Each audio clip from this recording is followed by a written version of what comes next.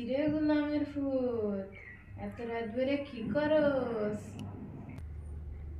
ও তানা বানা সুন্দরী তুমি আমার এখন জ্বালায় না, কালকে অঙ্ক পরীক্ষা টেনশনে আছে। অঙ্ক পরীক্ষা? আরে এসব তো কোনো বিষয় না। দেখি, ও এ প্লাস বি হোল স্কোয়ার সমান সমান এ square plus two A B plus B square, এসব এসব তো আমি সেকালে পড়ে আইছি। এসব হেবি সহজ পড়া লাগবে না, আমরা গল্প করে আয় আয়। আম্মু দেখলে বকতো। আরে ওইসব তোর মায়ের দেখবে। আমি না অদৃশ্য হয়ে থাকি, আমারে এখন তুই ছাড়া আর কেউ দেখতে পারবো না। আর মেয়েটা দেখ, আয়না আমারে দেখতে পারবো না। এই ক্যামেরা কি দেখা যাচ্ছে?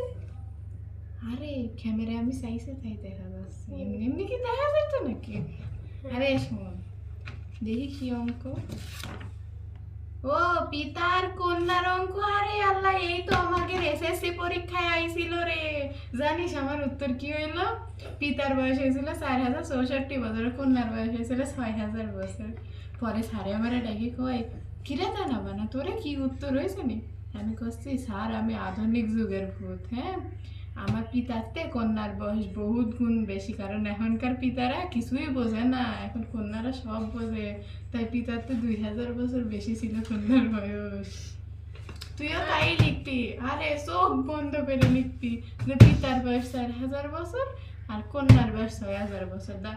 ওই কি যেন কয়, ও তোদের তো টিচার টিচার তোদের ওই টিচার কবে গোলামের ফুট হাসু একদম রাইট অ্যান্সার হয়েছে, একদম রাইট অ্যান্সার। তোরে একদম ওই প্রশ্নটা দেখে এ প্লাস দিয়ে দিব।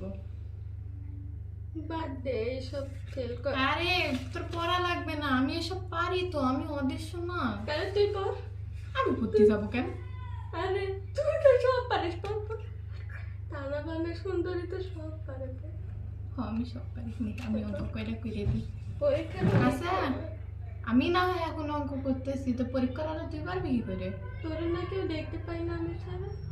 পরীক্ষার হলে সাইডে দাঁড়াবে, কানে কানে সব ফুস ফুস করে বলবে, আমি লিখে দেবো। পর।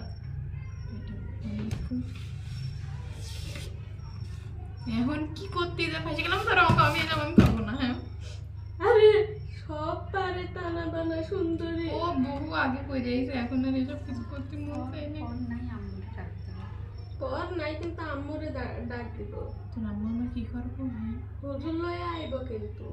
ওই হুজুর থাক ভাই, আমি সব করে দিচ্ছি। কালকে পরীক্ষা কয়টা কয়টা আসতে হবে?